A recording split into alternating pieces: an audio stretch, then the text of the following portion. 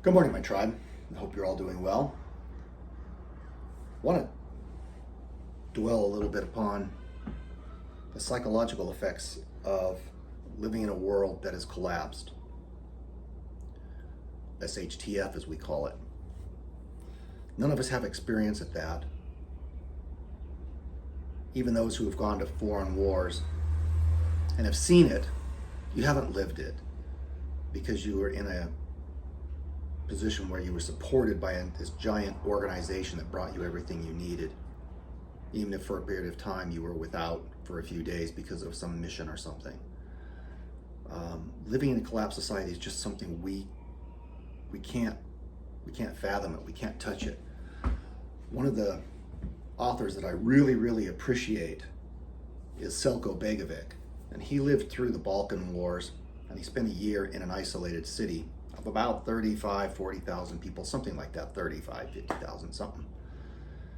And they lost all power, all law and order, all electricity, water, everything. They had nothing. They had no means of food except for that which was dropped out of C-130s by the US and other aid organizations that brought in food sporadically. But even that was taken by warlords. Excuse me. So I like giving examples from his experiences whenever I talk about it. Everything else is just conjecture. We're all just keyboard monkeys and we spout off things that we have no real knowledge of. And he actually lived through it. So I want to read to you just an excerpt. It's from, again, Survival Theory 2 by Jonathan Hollerman, great book. And he's quoting some of Selko's works. I'm just going to read this to you. It's some of him relating some of his experiences.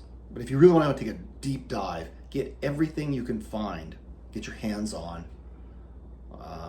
by Selko Begovic and read it again. It's real stories. It's how it actually worked, how a non-working society actually works, and it teaches you what you can expect. And the one thing he talks about is that no one could comprehend the level of violence that they would face on a daily basis. And those who did the best were the ones that made the switch from normal daily living to a violent daily living in the quickest order. Doesn't necessarily mean you have to be violent, although you probably will have to be. And the quicker you come to terms with that, the more likely you are to survive the violent encounters you will be presented with when people are squabbling over resources. When I say squabbling, I mean willing to kill other people to take their resources to feed their own family. That is what happens in a collapsed society. So without any more ado, off of page 84 of Hollerman's Survival Theory 2. Many folks cannot think too clearly about being involved in the level of violence I am describing. Maybe you think SHTF is just like Black Friday shopping, but every day. So let me just give examples of how far the world I lived in descended from normal.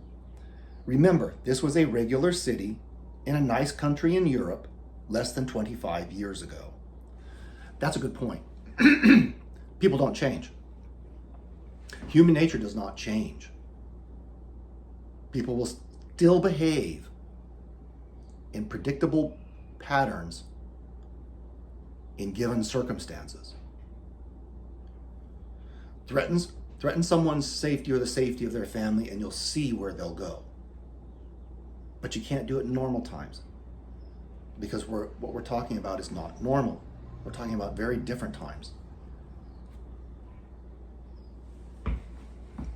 People who never used violence before, committing hard violence.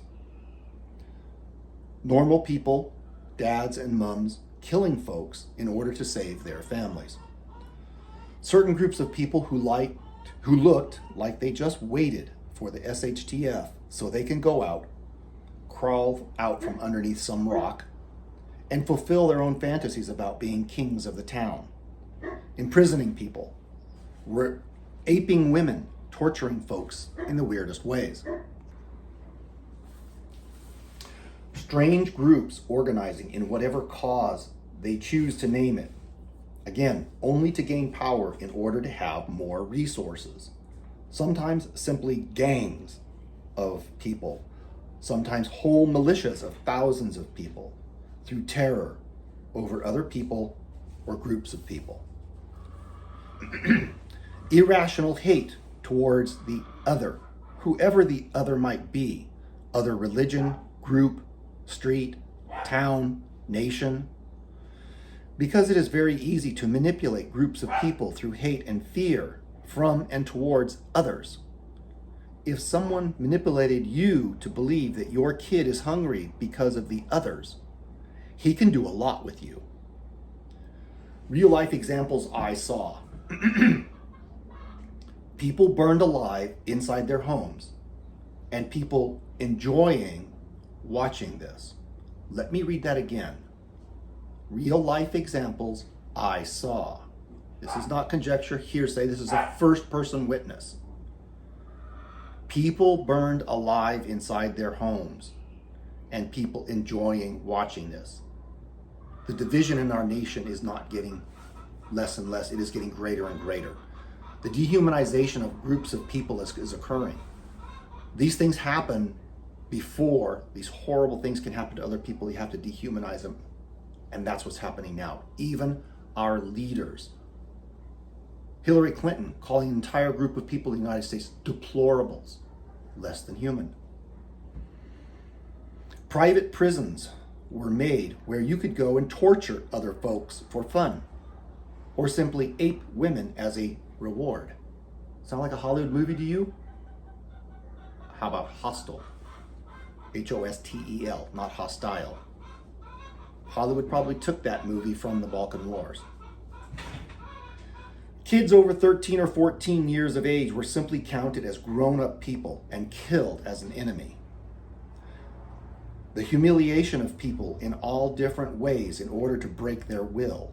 For example, forcing prisoners to have sex between family members like father and daughter and similar.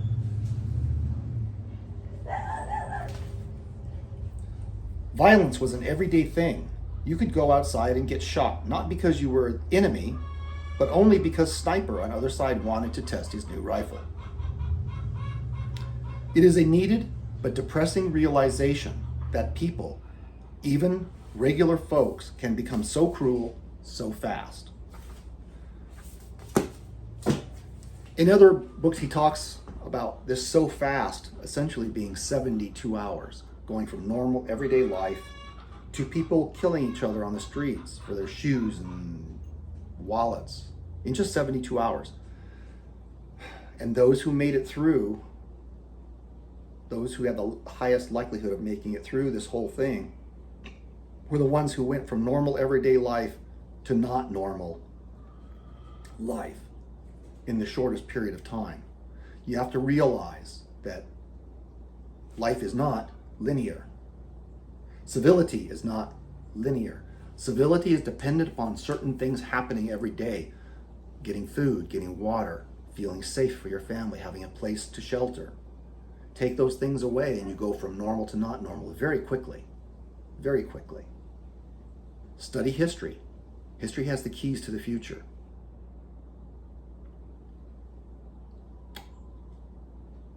With that in mind, do a lot of praying, my tribe. Think about the things you say today you won't do, and think about the things you may have to do to protect your family. Prepare yourself mentally. Get tough, physically and mentally. God bless you all. Take care. Bye for now.